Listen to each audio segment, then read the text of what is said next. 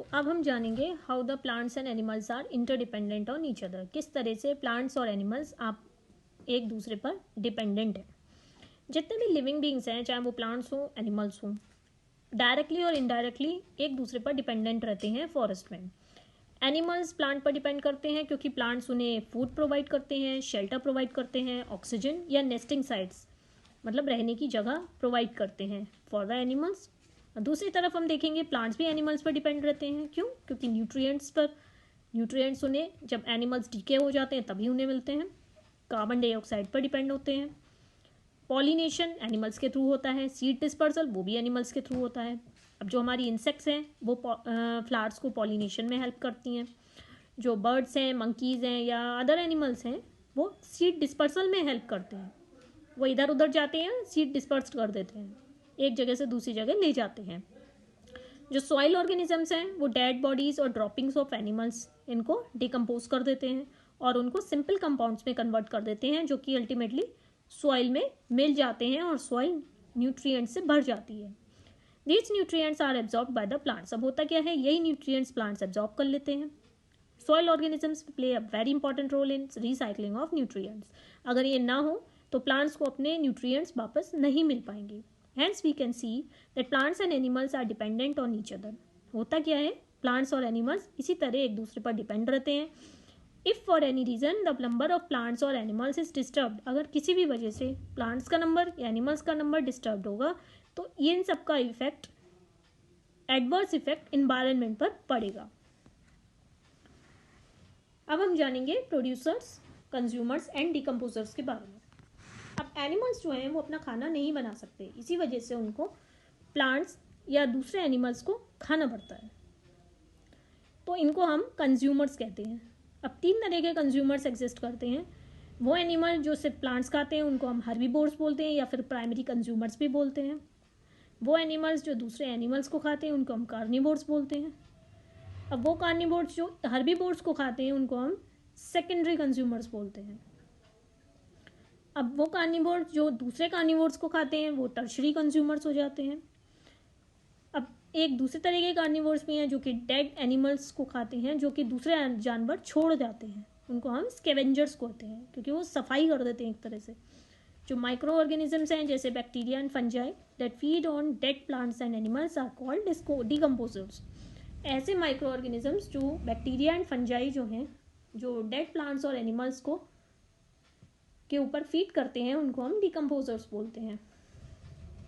The decomposers speed up the decaying process. अब ये क्या करते हैं, जो डीके प्रोसेस चल रहा है उसको स्पीड अप कर देते हैं और जो प्लांट्स और एनिमल्स की बॉडीज़ हैं उसको ह्यूमस में कन्वर्ट कर देते हैं और इस तरह से जो न्यूट्रिएंट्स हैं वो वापस सॉइल में मिल जाते हैं। अब हम जानेंगे फूड चेन के बारे में। Food chain shows the type of food eaten by an organism. अब कोई ऑर्गेनिज्म कैसा फूड खा रहा है ये हमें फूड चेन से पता चलता है। फूड चेन से हमें ये भी पता चलता है कि क्या रिलेशनशिप है डिफरेंट प्लांट्स एंड एनिमल्स में for food in a particular habitat. It is a sequence that shows who Yeats हुम। अब ये ऐसा सीक्वेंस है, ये बताता है कि कौन किसे खा रहा है। A food chain is the sequence of transfer of matter and energy in the form of food from organism to organism. Obviously जो food chain है वो एक सीक्वेंस है मैटर और एनर्जी के ट्रांसफ़र का, जो कि फूड के फॉर्म में ऑर्गेनिज्म टू ऑर्गेनिज्म होती है। A food chain consists of producers, consumers and decomposers. अब एक पर्टिकुलर फूड चेन में क्या होता है, आपको प्रोड्यूसर्स भी मिलेंगे, कंज्यूमर्स भी मिलेंगे और डिकम्पोजर्स भी मिलेंगे। The position that an organism occupies in a food chain is called the trophic level. अब जो पोजीशन एक पर्टिकुलर ऑर्गेनिज्म फूड चेन पर ऑक्यूपाई करता है इसको हम ट्रॉफिक लेवल कहते हैं। द प्रोड्यूसर्स और द ऑटोट्रॉफ्स और the green plants constitute the first trophic level of A food chain. जो प्रोड्यूसर्स होते हैं, जो कि हम जिनको ऑटोट्रॉफ्स भी कह सकते हैं या ग्रीन प्लांट्स हैं, ये फर्स्ट ट्रॉफिक लेवल कॉन्स्टिट्यूट करते हैं फूड चेन का। क्यों? क्योंकि ये सोलर एनर्जी को फूड में कन्वर्ट कर देते हैं by the process of photosynthesis. तो होता क्या है, अल्टीमेटली जो प्रोड्यूसर्स हैं एक फूड चेन की फाउंडेशन सेट करते हैं। अब हमारे आ जाते हैं प्राइमरी कंज्यूमर्स जो कि सेकेंड ट्रॉफिक लेवल ऑक्यूपाई करते हैं, जिसे हमारा रैबिट आ जाता है, डियर आ जाता है, एलिफेंट, ग्रासहॉपर्स एक्सेट्रा। अब ये हर्बीवोर्स हैं जो सिर्फ प्लांट्स ही खाते हैं। नेक्स्ट आ जाता है आपका सेकेंडरी कंज्यूमर्स और द कार्निवोर्स, जैसे जैकाल है, फॉक्स है, जो कि next trophic level food chain में कॉन्स्टिट्यूट करते हैं। ये ऐसे एनिमल्स हैं जो कि प्राइमरी कंज्यूमर्स को ही खा जाते हैं, they usually eat meat. Next आ जाता है आपका टर्शरी कंज्यूमर्स, जो कि नेक्स्ट हायर ट्रॉफिक लेवल को कॉन्स्टिट्यूट करते हैं, और ये ऐसे एनिमल्स हैं जो कि सेकेंडरी कंज्यूमर्स हैं। इनको हम टॉप प्रीडेटर्स या एपेक्स प्रीडेटर्स भी कह देते हैं, जिनके अपने नेचुरल एनिमीज कोई नहीं होते। The animals which come at the end of the food chain, जो सबसे एंड में आते हैं फूड चेन के, वो टॉप कार्निवोर्स होते हैं, या हम उन्हें टॉप कंज्यूमर्स भी कह सकते हैं। इनसे क्या होता है, इनको जनरली कोई भी दूसरा जानवर शिकार नहीं करता, जैसे हम लॉइन को कह सकते हैं, एलिगेटर को कह सकते हैं। और जो एरो होता है हमारी फूड चेन में, वो एनर्जी फ्लो को इंडिकेट करता है। The role of decomposers comes when plants and animals die and they operate at all the levels of food chain. जब भी कोई किसी प्लांट या एनिमल की डेथ होती है, तभी डिकम्पोजर्स का रोल शुरू हो जाता है, और ये हर लेवल, फूड चेन के हर लेवल पर ऑपरेट करते हैं। नेक्स्ट आ जाता है आपका फूड वेब। क्या होता है food web? In nature most animals and plants of a forest are part of more than one chain. होता क्या है, नेचुरली हम देखेंगे ज़्यादातर एनिमल्स और प्लांट्स फॉरेस्ट में जो प्रेजेंट होते हैं, वो एक से ज़्यादा फूड चेन का पार्ट होते हैं। क्यों? क्योंकि वो एक से ज़्यादा तरह का खाना खाते हैं, ताकि उनकी फूड की रिक्वायरमेंट कंप्लीट हो सके, एनर्जी की रिक्वायरमेंट पूरी हो सके। और इसी तरह की जो इंटरकनेक्टेड फूड चेन्स होती हैं, वो एक फूड वेब बनाती हैं। अ food web shows the movement of food through a habitat. जो फूड की मूवमेंट होती है थ्रू ए हैबिटेट, ये हमें दिखाता है फूड वेब। जो ऑर्गेनिजम्स प्रेजेंट होते हैं फूड वेब में, उनको कैटेगरीज में डिवाइड कर देते हैं, जिसको हम ट्रॉफिक लेवल्स कहते हैं। It can also be use to help predict what might happen if one of the links in a food web is absent. इसको हम इस तरह से भी देख सकते हैं कि हम प्रेडिक्ट कर सकते हैं पहले ही, अगर फूड चेन के थ्रू, फूड वेब के थ्रू, कि अगर कोई भी लिंक फूड वेब में एब्सेंट हो जाए तो क्या होगा, उसके कॉन्सिक्वेंसेस क्या हो सकते हैं, अभी आगे हम पढ़ेंगे। अब हम जानेंगे बैलेंस इन नेचर। जो प्लांट्स और एनिमल्स का आपस में इंटरडिपेंडेंस है एक पर्टिकुलर फूड चेन में, उससे नेचर का बैलेंस मेंटेन रहता है। फॉर एग्जाम्पल, अगर हम अर्थ से सारे पीकॉक्स को रिमूव कर दें तो स्नेक की पॉपुलेशन बढ़ जाएगी, क्योंकि पीकॉक्स स्नेक को खा जाते हैं, और स्नेक बढ़ जाएंगे तो वो फ्रॉक्स को ज़्यादा खाएंगे, और अल्टीमेटली जो फ्रॉक्स की पॉपुलेशन है वो कम हो जाएगी। इसके बाद क्या होगा, इससे ग्रास हॉपर्स की पॉपुलेशन बढ़ जाएगी, क्योंकि जब फ्रॉक्स कम हैं तो कम ग्रास हॉपर्स खाएंगे वो, और ग्रास हॉपर्स बढ़ने लगेंगे। अल्टीमेटली ये ग्रास हॉपर्स क्या करेंगे, ज़्यादा से ज़्यादा पेड़ पौधों को खा जाएंगे, क्रॉप्स को भी खा जाएंगे, और उससे फूड की शॉर्टेज हो जाएगी, खाने की कमी हो जाएगी। तो मतलब एक पीकॉक के रिमूव करने से अर्थ से अल्टीमेटली फूड शॉर्टेज हो जाती है। तो कैसे होती है ये अभी हमने जाना। Even humans will be affected by this. और अल्टीमेटली क्या होगा, जब फूड शॉर्टेज होगी तो इंसान पर भी असर पड़ेगा। तो इस तरह से नेचर जो है हर स्पीशीज़ की पॉपुलेशन को मेंटेन करने में हेल्प करता है, ताकि एक बैलेंस क्रिएट हो सके। अब हम जानेंगे कुछ इंटरेस्टिंग फैक्ट्स फॉरेस्ट के बारे में। वर्ल्ड फॉरेस्ट्री डे सेलिब्रेट होता है हर साल 21 March at the international level, ताकि लोगों में पब्लिक अवेयरनेस क्रिएट की जा सके about the values, significance and contribution of the forest to balance the life on earth, ताकि हम अर्थ पर लाइफ का बैलेंस मेंटेन कर सकें। वन महोत्सव जो है एक एनुअल ट्री प्लांटिंग फेस्टिवल है, जो कि इंडिया में जुलाई मंथ में सेलिब्रेट किया जाता है। ये स्टार्ट किया गया था डॉक्टर KM मुंशी ने 1950 में। It is usually celebrated in the first week of July. जुलाई के फर्स्ट वीक में इसको हम सेलिब्रेट करते हैं। चेरापूंजी जो मेघालय में प्रेजेंट है, ये एक अच्छा एग्जाम्पल है for the effects of deforestation. इसमें हम देखेंगे कि हमने फ्रीक्वेंटली पढ़ा है कि ये जो एरिया है, इसमें सबसे ज़्यादा, दुनिया में सबसे ज़्यादा रेनफॉल होती है, लेकिन यहाँ पे जो फॉरेस्ट है उनका इतना ज़्यादा एक्सप्लॉयटेशन हुआ कि यहाँ की हिल्स बैरन हो गई, बंजर हो गई, जिसकी वजह से यहाँ की रेनफॉल कम हो गई और जो क्लाइमेट था इस पर्टिकुलर एरिया का वो चेंज हो गया। अब हम जानेंगे स्टेक होल्डर्स ऑफ फॉरेस्ट के बारे में। स्टेक होल्डर्स क्या होते हैं? स्टेक होल्डर्स ऐसे लोग होते हैं जो कि एक सिस्टम या ऑर्गेनाइजेशन के सक्सेस में इंटरेस्टेड होते हैं या किसी इंसान या कंपनी के सक्सेस में इंटरेस्टेड होते हैं। ये वो भी हो सकते हैं जो उस कंपनी को ओन करते हैं, या ऐसे लोग हो सकते हैं जिन्होंने बिजनेस में इन्वेस्ट किया है। अब फॉरेस्ट के बारे में बात करें तो स्टेक होल्डर्स ऑफ फॉरेस्ट होते हैं the people who live in and around forest. जो लोग फॉरेस्ट में या उसके आसपास रहते हैं वो बेसिकली फॉरेस्ट पर ही डिपेंड करते हैं और उनके प्रोडक्ट्स पर डिपेंड करते हैं ताकि उनकी ज़रूरतें पूरी हो सकें, जैसे फ्रूट्स हैं, वेजिटेबल्स हैं, मेडिसिन्स हैं, वुड है। The forest department of the government takes care of the forest. जो हमारी गवर्नमेंट का जो फॉरेस्ट डिपार्टमेंट है वो फॉरेस्ट का ध्यान रखता है। The forest department has a major stake in the resources of forest. The forest department जो हमारी गवर्नमेंट का है उसका एक मेजर स्टेक होता है हमारे फॉरेस्ट के रिसोर्सेज में, क्योंकि ये उसके लिए एक रिवेन्यू का सोर्स है, जिससे जो जो कट डाउन फॉरेस्ट ट्रीज हैं उन वहाँ से आता है। जो वुड जो बिल्डिंग्स और फर्नीचर के मैन्युफैक्चर में यूज़ की जाती है। The wild life and nature enthusiast are sincerely interested in the conservation of biodiversity of nature. अब कुछ ऐसे लोग भी होते हैं जो वाइल्ड लाइफ में इंटरेस्टेड होते हैं, नेचर में और उसके कंजर्वेशन में इंटरेस्टेड होते हैं। ऐसे लोग भी स्टेक होल्डर्स ऑफ फॉरेस्ट हो सकते हैं। इंडस्ट्रियलिस्ट की बात करें तो वो फॉरेस्ट को एक सोर्स ऑफ बिजनेस की तरह समझते हैं। They are not interested to sustain the forest. वो लोग फॉरेस्ट के सस्टेन में कोई इंटरेस्टेड नहीं होते, ना ही कोई इंटरेस्ट लेते। कम ही ऐसे लोग होते हैं जो लेते। कुछ इंडस्ट्रीज होती हैं जो कि फॉरेस्ट पर ही डिपेंडेंट होती हैं, फॉरेस्ट प्रोडक्ट्स पर ही डिपेंडेंट होती हैं, जैसे पेपर इंडस्ट्री आ गई हमारी, स्पोर्ट्स इक्विपमेंट्स इंडस्ट्रीज आ गई, टिम्बर इंडस्ट्रीज आ गई। बिजनेस पीपल की ट्रेंड ये रहती है जनरली वो एक फॉरेस्ट को एक्सप्लॉइट करते हैं और जब उसकी एक्सप्लॉइटेशन कंप्लीट हो जाती है तो वो दूसरे पर मूव कर जाते हैं। अब हम जानेंगे डिफॉरेस्टेशन के बारे में,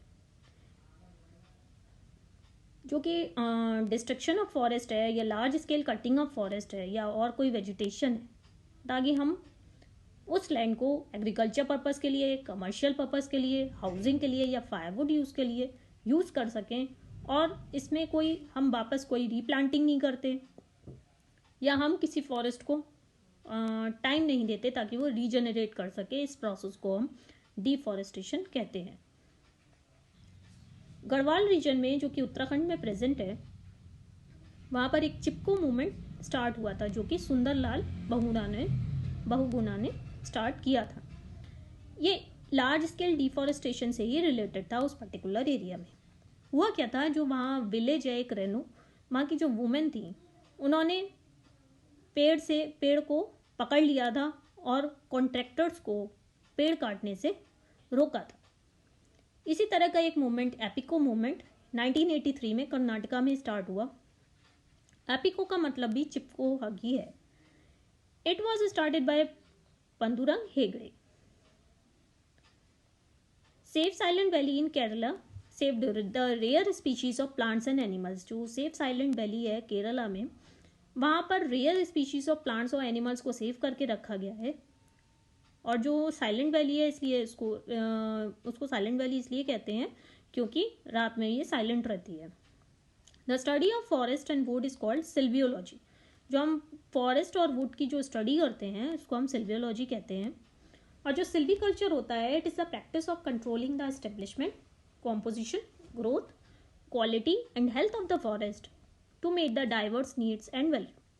सिल्वीकल्चर जो है, जो इस्टेब्लिशमेंट है फॉरेस्ट का या उसकी कॉम्पोजिशन है, ग्रोथ है, क्वालिटी है या फॉरेस्ट की हेल्थ है, उसको हम देख रेख करते हैं, ध्यान रखते हैं और ज़रूरतें जो पूरी की जाती हैं उस स्टडी को हम सिल्वीकल्चर कहते हैं। Forest are among the world's important carbon sinks. World के इंपॉर्टेंट कार्बन सिंक्स है फॉरेस्ट। कार्बन स्टोर किया जाता है फॉरेस्ट में, डेड वुड में, सॉइल में, बायोमास में या लिटर्स में। वो जितना कार्बन हमारे एटमॉस्फेयर में प्रेजेंट है उससे भी कहीं ज़्यादा है।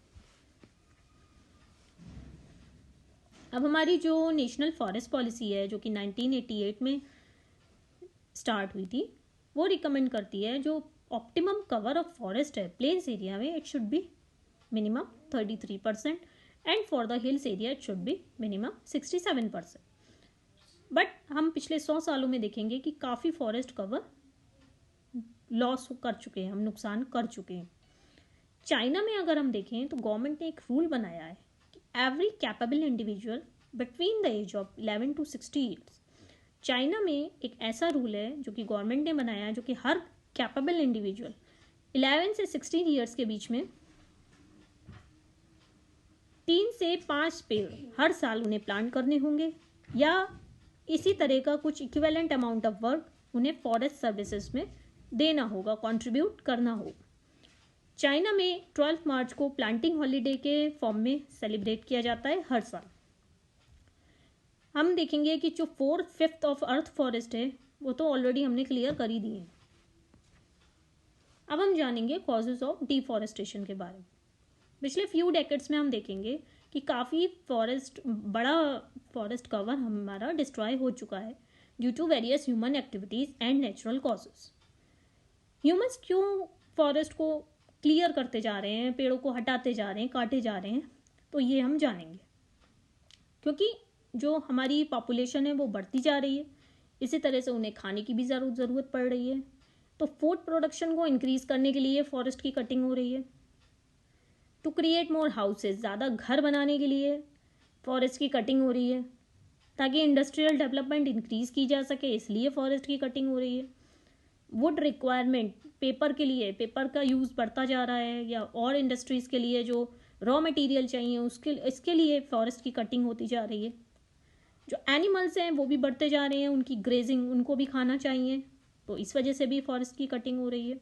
और इन ह्यूमन एक्टिविटीज़ के अलावा काफ़ी ह्यूज फॉरेस्ट एरिया डिस्ट्रॉय हो चुके हैं नेचुरल कॉजेज़ की वजह से भी। जैसे फॉरेस्ट फायर कई बार फॉरेस्ट फायर हो जाती है, आग लग जाती है जंगलों में, और ये बिजली जब चमकती है, जब कभी तूफान आता है, तो जो ड्राई स्टेम्स होती हैं, जो सूखी पेड़ पत्तियां होती हैं, उनमें आपस में फ्रिक्शन होता है। जो ड्राई ब्रांचेस होती हैं, पेड़ की शाखाएं हैं जो सूख जाती हैं, और आपस में उनमें जो फ्रिक्शन होता है, इसकी वजह से फॉरेस्ट फायर्स होते हैं। लेकिन इससे फॉरेस्ट को काफ़ी नुकसान पहुंचता है, वहाँ पे रहने वाले जानवरों को, पेड़ पौधों को काफ़ी नुकसान पहुंचता है। अब जैसे गर्मियों में कई महीनों तक जब बारिश नहीं होती, तो फॉरेस्ट में क्या होता है, ढेर सारी पत्तियां जमा हो जाती हैं, ट्विग्स जमा हो जाती हैं, जिसकी वजह से फॉरेस्ट फायर एक फॉरेस्ट फायर का रीज़न भी बन जाती हैं। कभी कभी क्या होता है, फॉरेस्ट फायर बिजली चमकने से स्टार्ट होती है, लेकिन अगर उसके बाद बारिश हो जाती है तो वो खुद ही बंद हो जाती है, तो उससे क्या होता है कि ज़्यादा नुकसान नहीं होता। फॉरेस्ट फायर का रीज़न हाई टेम्परेचर और लो ह्यूमिडिटी रहते हैं, क्योंकि जब पानी की कमी होगी, ह्यूमिडिटी कम होगी, तब भी फॉरेस्ट फायर एग्रीवेट होते हैं, और हाई टेम्परेचर है तो ऑब्वियसली फॉरेस्ट फायर्स एग्रीवेट होते हैं।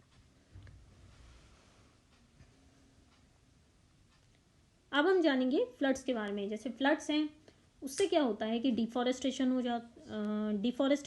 हो जाता है फ्लड से। कैसे? क्योंकि जब ज़्यादा समय तक पानी इकट्ठा रहता है, तो जो रूट्स हैं प्लांट्स की, उनके बीच में गैशियस एक्सचेंज नहीं हो पाता, और अल्टीमेटली प्लांट्स की डेथ हो जाती है। फ्लड्स क्यों होते हैं?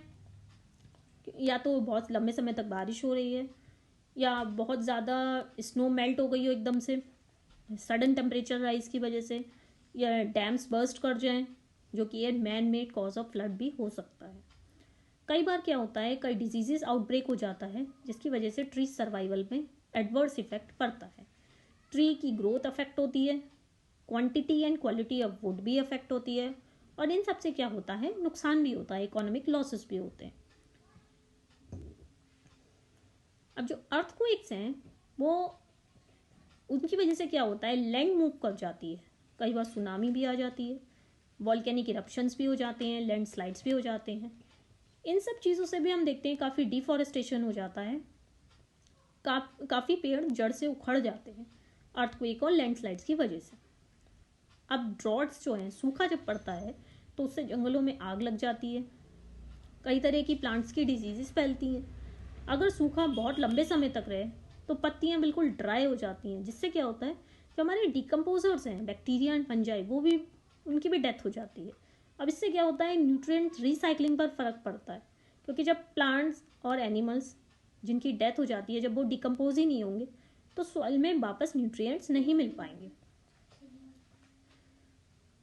Volcanic eruptions and their lava can burn a large area of forest. जो वॉल्केनिक इरप्शंस होती हैं, वॉल्केनो से जो लावा निकलता है, उससे फॉरेस्ट काफ़ी नुकसान होता है, फॉरेस्ट को काफ़ी नुकसान होता है, क्योंकि इतना हाई टेम्परेचर पर होता है कि काफ़ी एरिया फॉरेस्ट का जल जाता है। और जो वॉल्केनो से गैसेस रिलीज होती हैं, उससे कई तरह के प्लांट्स और एनिमल्स मर जाते हैं। वॉल्केनिक इरप्शंस में कार्बन डाइऑक्साइड रिलीज होती है, जो कि हवा से भारी होती है और जो कि नीचे बैठ जाती है, आपके ग्राउंड के आसपास बैठ जाती है। वैसे ये एक रेयर इवेंट है, बट होता है। अब हम जानेंगे कॉन्सिक्वेंसेस ऑफ डिफॉरेस्टेशन के बारे में। डिफॉरेस्टेशन के क्या कॉन्सिक्वेंसेस हो सकते हैं। तो सबसे पहले तो होता है क्लाइमेट चेंज। हमारा जो मौसम है हमारा, वो चेंज हो रहा है, क्लाइमेट चेंज होता जा रहा है।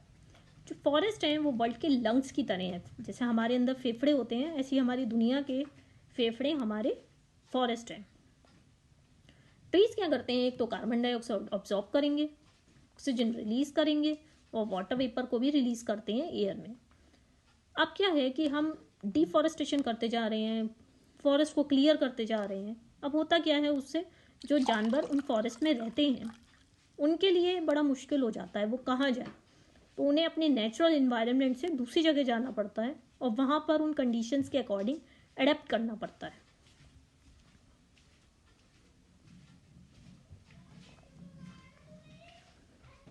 जब कभी भी एक फॉरेस्ट कवर रिड्यूस होता है, फॉरेस्ट कम हो जाते हैं, तो ह्यूमिडिटी कम हो जाती है, क्योंकि जब ट्रांसपिरेशन ही नहीं होगा तो ह्यूमिडिटी लेवल्स कैसे मेंटेन होंगे, जिससे क्या होता है, सूखा पड़ जाता है पेड़ पौधों के आसपास।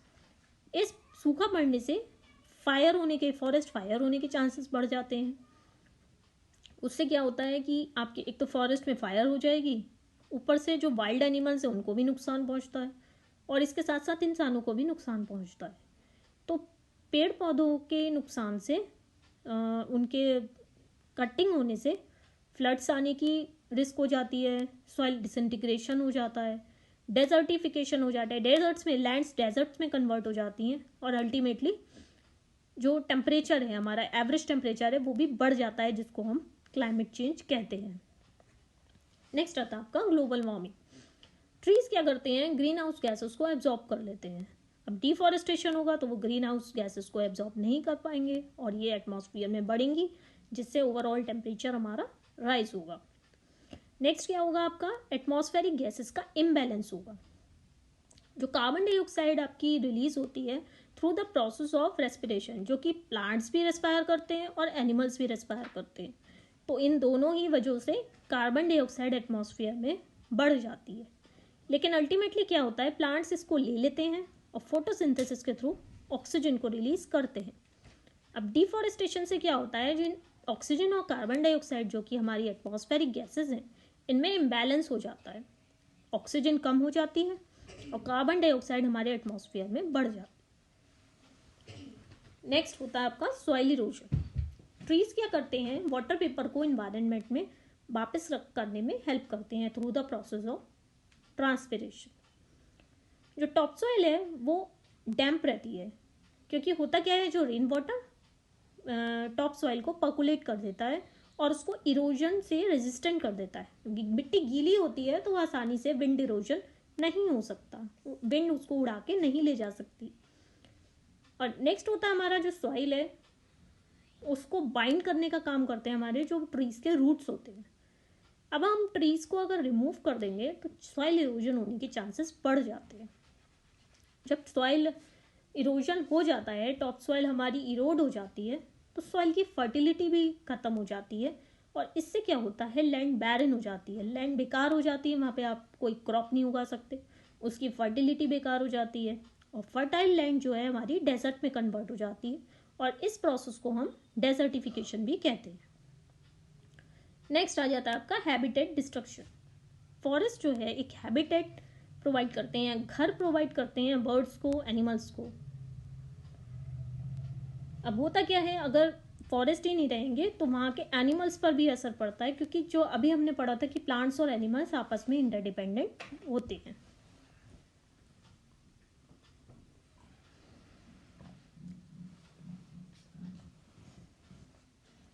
सॉइल इरोशन से क्या होता है, जो लैंड ड्राई हो जाती है, ब्रिटल हो जाती है। इससे क्या होता है, लैंडस्लाइड्स होने के चांसेस बढ़ जाते हैं। जब रेन वाटर एब्जॉर्ब नहीं हो पाता तो फ्लड्स होने के चांसेस भी आपके बढ़ जाते हैं। जैसे जैसे प्लांट लाइफ कम हो जाती है तो वाटर साइकिल पर भी असर पड़ता है। धीरे धीरे रेनफॉल कम हो जाती है और हमारे नेचर का जो नेचुरल बैलेंस है वो भी डिस्टर्ब हो जाता है। हम लोग कितने यूज टू हो चुके हैं वुड प्रोडक्ट्स के या पेपर प्रोडक्ट्स के या पेपर के लिए कि कभी ना कभी इनकी शॉर्टेज ज़रूर हो जाएगी। तो हमें इन सब के लिए ऑल्टरनेटिव्स अभी से सोचने चाहिए, ढूंढने चाहिए। अब हम जानेंगे the difference between afforestation and reforestation. हम फ्रीक्वेंटली ये टर्म्स पढ़ते हैं, एफॉरेस्टेशन है, रिफॉरेस्टेशन है, लेकिन होता क्या है, इनमें डिफरेंस क्या है, ये हम जानते हैं। एफॉरेस्टेशन में क्या होता है कि हम ऐसे एरिया में ट्रीज को प्लांट करते हैं जहाँ पर कभी फॉरेस्ट था ही नहीं या कोई वेजिटेशन थी ही नहीं। एक ऐसा मेथड है जिससे आप नए तरह की फॉरेस्ट क्रिएट कर सकते हैं, नए फॉरेस्ट क्रिएट कर सकते हैं। रिफॉरेस्टेशन ऐसा प्रोसेस है, ऐसे एरिया में ट्रीज को प्लांट करने के लिए कहते हैं जहाँ पर कभी फॉरेस्ट हुआ करता था, जिसको हमने किसी वजह से डिस्ट्रॉय कर दिया या किसी वजह से नेचुरल कॉज से डिस्ट्रॉय हो गया, डैमेज हो गया। इससे क्या है कि आप पुरानी फॉरेस्ट को वापस लाने में हेल्प कर सकते हैं या उसको इम्प्रूव कर सकते हैं। अब हम जानेंगे एक नया प्रोसेस जो कि ड्रोन रिफॉरेस्टेशन। आजकल क्या होता है, ड्रोन्स को यूज़ किया जाता है ताकि हम ऐसे एरियाज को ढूंढ सकें जहाँ पर रिफॉरेस्टेशन की ज़रूरत है या ट्रीज को प्लांट करने की ज़रूरत है। ड्रोन्स के साथ एडवांटेज ये रहता है कि अलग अलग तरह के स्पीशीज़ को वो एक ही समय में प्लांट कर सकते हैं। ड्रोन्स ऐसे एरियाज में भी प्लांट कर सकते हैं जहाँ पर ट्रेडिशनल मेथड्स से हम ट्रीज को प्लांट नहीं कर सकते due to some limitations. Drones के यूज से क्या होता है कि एक तो एक्यूरेसी आपकी इंप्रूव होती है, एफिशिएंसी इंप्रूव होती है रिफॉरेस्टेशन की, और इसके साथ एडवांटेज ये है बाकी मेथड से ज़्यादा एफिशिएंट है, ये ज़्यादा ट्रीज 1 घंटे में प्लांट कर सकता है देन अदर मेथड्स, बाकी मेथड से। नेक्स्ट होता है आपका फॉरेस्टेशन ऑफ डेजर्ट। डेजर्ट्स को भी आप फॉरेस्टेशन करेंगे तो आपकी काफ़ी लैंड यूटिलाइज हो जाएगी। Forestation of deserts is cultivation of land in areas that are subject to desertification. अब ऐसी लैंड जहाँ पर डेजर्टिफिकेशन होने वाला है या उसके चांसेस बनते लग रहे हैं, तो ऐसे एरियाज में आप फॉरेस्टेशन करते हैं, लैंड का कल्टिवेशन करते हैं, तो उसको हम डेजर्टिफिकेशन कहते हैं। मतलब that is opposite of desertification. और जो हम डेजर्ट्स का फॉरेस्टेशन करते हैं इसको हम डेजर्ट ग्रीनिंग भी कहते हैं। इसमें बेनिफिट क्या रहता है, जो ट्रीज हैं वो वाटर को स्टोर कर लेते हैं और इवापोरेशन कम हो जाता है, जिसकी वजह से सॉइल इंटैक्ट रहती है और उसका इरोजन नहीं हो पाता। नेक्स्ट आ जाता है आपका कंजर्वेशन ऑफ फॉरेस्ट। क्या होता है conservation of forest? Conservation of forest एक मेथड है ताकि आप ट्रीज को प्लांट कर सकें, ज़्यादा से ज़्यादा ट्रीज को प्लांट कर सकें और जो फॉरेस्टेड एरियाज हैं उनको फ्यूचर जनरेशन के लिए मेंटेन कर सकें। फॉरेस्ट एक इम्पॉर्टेंट नेचुरल रिसोर्स है और ह्यूमंस के लिए बहुत फ़ायदेमंद है। कंजर्वेशन ऑफ फॉरेस्ट ज़रूरी है ताकि आपको फॉरेस्ट प्रोडक्ट्स की एक रेगुलर सप्लाई मिल सके और हम इकोलॉजिकल बैलेंस भी मेंटेन कर सकें। नेक्स्ट आता है आपका plant harvesting. An efficient way is to cut only some of the trees in an area. Plant harvesting में क्या होता है कि आप एक समय में सारे पेड़ ना काटें, कुछ ही पेड़ काटें। तो होगा क्या, इससे जो हमने पेड़ नहीं काटे हैं वो सॉइल इरोजन को प्रिवेंट कर देंगे और इनके जो फ्रूट्स हैं वो सीड्स को प्रोड्यूस करेंगे जिससे कि नए पेड़ आ सकें। तो that is called plant harvesting. इससे क्या है कि आपका फॉरेस्ट कवर मेंटेन रहेगा, आपकी ज़रूरतें भी पूरी होंगी और फॉरेस्ट कवर मेंटेन भी रहेगा। एफॉरेस्टेशन जैसे हमने अभी पढ़ा था, it is the process of establishing a forest on a land that is not a forest by planting trees. जहाँ पर कभी पेड़ थे ही नहीं, ऐसी जगह पर आपने फॉरेस्ट क्रिएट कर दिया। कुछ गवर्नमेंट्स और कुछ नॉन गवर्नमेंटल ऑर्गेनाइजेशंस एफॉरेस्टेशन के प्रोसेस में एक्टिवली इन्वॉल्व हैं ताकि फॉरेस्ट को रिस्टोर किया जा सके, बायोडाइवर्सिटी को प्रिजर्व किया जा सके। एफॉरेस्टेशन से क्या होता है, ग्लोबल वार्मिंग की जो प्रोसेस है वो स्लो डाउन हो जाएगी, क्योंकि जो कार्बन डाइऑक्साइड का कंसंट्रेशन है एटमॉस्फेयर में वो कम हो जाएगा और ऑक्सीजन बढ़ जाएगी। Trees act as carbon sinks that remove carbon dioxide from the atmosphere via the process of photosynthesis and convert it into the biomass. Afforestation से क्या होता है, आपकी सॉइल क्वालिटी इंप्रूव होगी, आपका जो ऑर्गेनिक कार्बन लेवल है सॉइल में वो इंक्रीज होगा, जिससे इरोजन कम होगा, डेजर्टिफिकेशन की प्रोसेस कम हो जाएगी या स्लो डाउन हो जाएगी। अर्बन एरियाज़ में अगर आप ट्रीज़ को प्लांट करते हैं तो आपको एक एक्स्ट्रा एडवांटेज मिलेगा कि आप एयर पॉल्यूशन लेवल्स को कम कर सकते हैं, क्योंकि ट्रीज़ जो हैं पॉल्यूटेंट्स को एब्जॉर्ब कर देते हैं, उनको फिल्टर आउट कर देते हैं, जैसे carbon monoxide, sulphur dioxide, ozone, in addition to carbon dioxide, जो कि हम सुनते ही हैं, पढ़ते ही हैं। जो एफॉरेस्टेशन, अगर आपका कोई एरिया जहाँ पर एफॉरेस्टेशन की प्रोसेस हो रही है तो नाइट्रोजन फिक्सेशन की प्रोसेस भी शुरू हो जाती है, जिससे सॉइल फर्टिलिटी इंप्रूव होती है और सॉइल की एसिडिटी कम होती है। जो हमारी सेंट्रल और स्टेट गवर्नमेंट्स हैं उन्होंने कुछ एफॉरेस्टेशन प्रोग्राम्स टेकअप किए हैं ताकि फॉरेस्ट कवर और फॉरेस्ट वेल्थ को रेस्टोर किया जा सके। अब हम जानेंगे यूज़ ऑफ रिसाइकल्ड आइटम्स के बारे में। जब लोग रिसाइकल आइटम्स को यूज़ करते हैं और एक कॉन्शियस एफर्ट करते हैं ताकि हम वेस्टेज नहीं करेंगे, तो उससे होता क्या है, एडवांटेज ये मिलता है कि जो नए रॉ मटेरियल है उसकी डिमांड कम हो जाती है, फॉरेस्ट पर लोड कम होता है। इससे क्या होता है, जो प्रेशर जो फॉरेस्ट पर क्रिएट हो जाता है वो कम हो जाता है। जो हमारी फॉरेस्ट फायर है वो भी एक फॉरेस्ट लॉस का एक रीज़न है। अब हमें कुछ ऐसे मेजर्स लेने चाहिए, जैसे स्मोकर्स पर रिस्ट्रिक्शन लगाना चाहिए, कैंपर्स पर रिस्ट्रिक्शन लगाना चाहिए ताकि वो डेब्रिस को बर्न ना करें। कभी कभी क्या होता है, जो फॉरेस्ट को जानबूझ के क्लियर किया जाता है ताकि कमर्शियल यूज़ के लिए लैंड को अवेलेबल लैंड का यूज़ कर सकें। एक बार अगर आपने क्लियर कर दिया तो वेजिटेशन दोबारा नहीं आएगी। जब श्रब्स, हर्ब्स, फ्रूट्स और वेजिटेबल्स बियरिंग ट्रीज होते हैं उनको हम अर्बन एरियाज़ में प्लांट करते हैं, तो इस प्रोसेस को हम अर्बन फॉरेस्ट्री कहते हैं। इससे क्या होता है, एक तो हमें वैल्यूएबल प्रोडक्ट्स मिलते हैं, एयर पॉल्यूशन भी कम होता है, नॉइज़ पॉल्यूशन भी कम होता है, और जो हमारे यूजुअल फॉरेस्ट हैं उन पर लोड भी कम हो जाता है। जो फेलिंग ऑफ ट्रीज़ है उसको एक पनिशेबल एक्टिविटी क्रिएट कर देना चाहिए। हमारी गवर्नमेंट ऑफ इंडिया ने भी फॉरेस्ट कटिंग पर, ट्रीज कटिंग पर एक रिस्ट्रिक्शन लगाया हुआ है।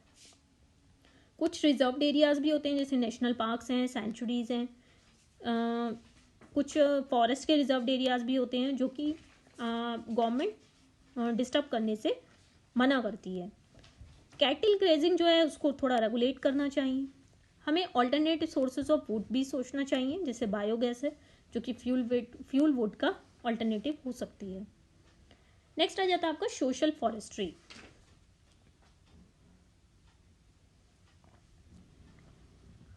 सोशल फॉरेस्ट्री एक तरह का एफॉरेस्टेशन प्रोग्राम है। इसमें क्या होता है, लोग quick growing multipurpose trees rise करते हैं और श्रब्स को राइज करते हैं वैकेंट लैंड्स में, रोड साइड्स में, रेल साइड्स में। इससे क्या होता है कि जो फॉडर और फ्यूल वुड की नीड्स हैं उसको कंप्लीट किया जा सकता है। ये इंडिया में स्टार्ट किया गया था नेशनल कमीशन ऑफ एग्रीकल्चर ने 1976 में, ताकि जो हमारे रियल फॉरेस्ट हैं उन पे प्रेशर कम हो सके और जो लैंड है अर्बन सेटलमेंट्स के अराउंड उसका यूटिलाइजेशन हो सके, क्योंकि ह्यूमन एक्टिविटीज़ की वजह से वो डिफॉरेस्टेशन उस एरिया में हो चुका है। सोशल फॉरेस्ट्री के ऑब्जेक्टिव्स रहते हैं ताकि हम एनवायरनमेंट को सेव कर सकें, फॉडर सप्लाई को इंक्रीज़ कर सकें, फ्यूल वुड की सप्लाई को इंक्रीज़ कर सकें, जो हमारी नेचुरल ब्यूटी एनवायरनमेंट की उसको रेस्टोर कर सकें, लैंड रिहेबिलिटेशन की प्रोसेस को इंक्रीज़ कर सकें। जो हमारे बेनिफिट्स हैं सोशल फॉरेस्ट्री के, वो आपके सॉइल कंजर्वेशन हो जाते हैं, इंक्रीज्ड बायोडाइवर्सिटी हो जाती है, आपका एयर पोल्यूशन डिक्रीज़ होगा और जो अल्टीमेटली ग्लोबल वार्मिंग भी डिक्रीज़ हो जाएगी। नेक्स्ट आ जाता है आपका एग्रो फॉरेस्ट्री। अब ये क्या होता है, ये एक ऐसा रिफॉरेस्टेशन प्रोग्राम है जहाँ पर होता क्या है, एक ही लैंड पर आप ट्रीज भी राइज करेंगे और एग्रीकल्चर क्रॉप्स भी राइज करेंगे। इसमें क्या होता है, फॉरेस्ट्री और एग्रीकल्चर दोनों कंबाइन हो जाता है। तो इसका एडवांटेज ये मिलता है कि साइमल्टेनियस आपको फूड भी मिलेगा, फॉडर भी मिलेगा, फ्यूल भी मिलेगा, टिम्बर और फ्रूट्स भी मिलेंगे। तो इन सब से क्या होता है, जो रियल फॉरेस्ट है उन पर प्रेशर कम हो जाता है। So that's all for today. Thank you so much.